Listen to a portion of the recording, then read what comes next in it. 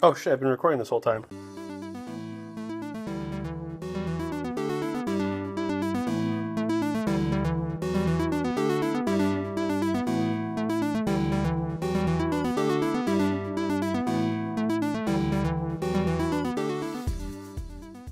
Hey everyone, it's Jason from GameRave.com, otherwise known as Danger Boy, and this is GameRaveTV. Happy 20th anniversary PlayStation, or more specifically, Japanese PlayStation 1. If you guys are watching this after the fact, December 3rd was the official 20th anniversary of Sony releasing the PlayStation in Japan, and the American anniversary is actually next year, September 9th, 2015, and GameRave will be celebrating the US launch hardcore. We actually have a bunch of cool things planned, but they will all be for next year sometime. In fact, we're actually working on one of them right now, and probably won't be done until next year, sometime around September. Oh boy. So with the anniversary, obviously, if you haven't seen it yet, Sony announced the anniversary PlayStation 4. And while I joked about something like this, a couple months ago, I'm not disappointed. I'm very excited for it. I'm glad that they're actually showing off that they care about the anniversary of the original PlayStation and so forth. But the PS4's special edition is basically just a paint job and a logo. Yeah, the touchpad's got the little symbols on it and so forth, but I was really, really hoping they'd do something cool, especially with the fact that they sell custom faceplates for the PS4's hard drive panel. I figured they would have done maybe like a fake power button, reset button, like from the original PlayStation, or like maybe had the actual triangle gray air vents like on the first system.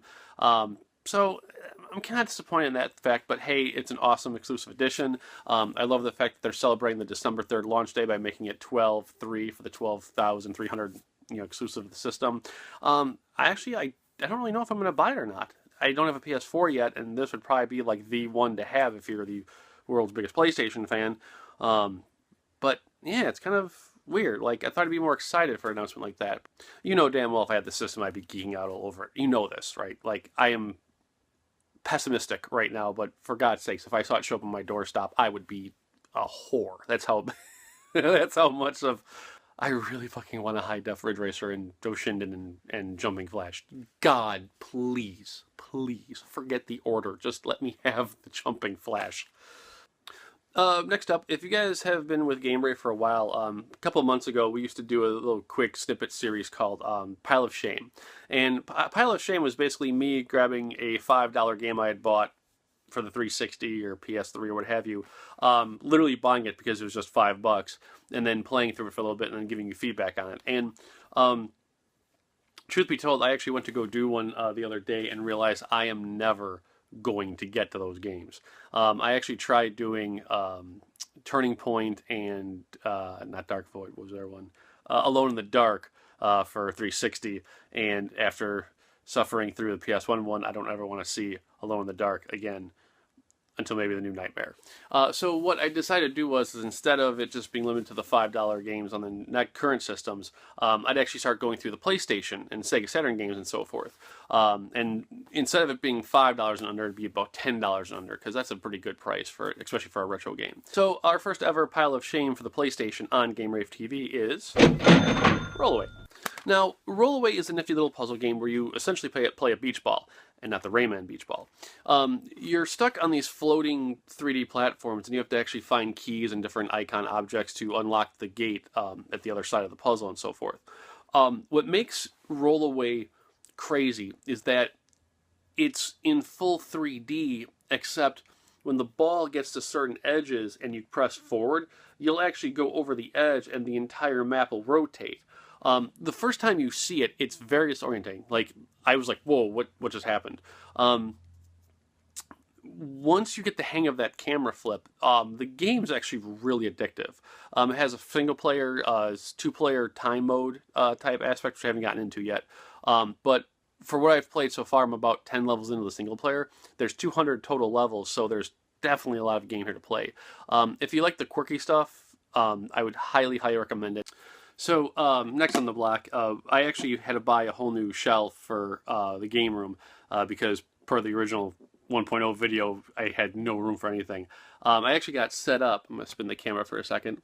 That shelf is now actually going to contain but most of my systems, and then the big box variants. And I don't want to take the iPhone off the tripod, but I'll tilt this guy up. Lots of systems, lots of big bundles and accessories.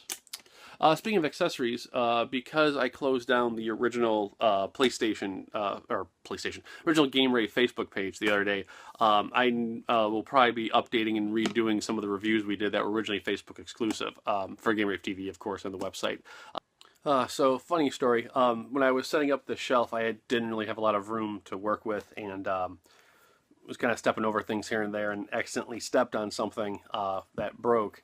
And that something, just to give you a little hint here, is really big and clear. At least it was big and clear.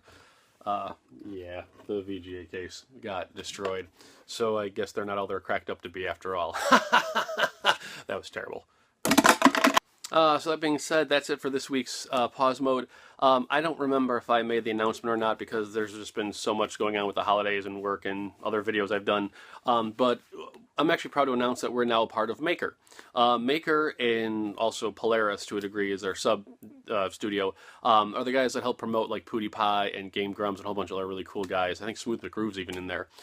So hopefully one day I can attain that crazy, amount of subscribers and so forth that those guys have. I can't think of anything else to talk about, so we'll see you guys next week with GameRaveTV. Take care, you guys.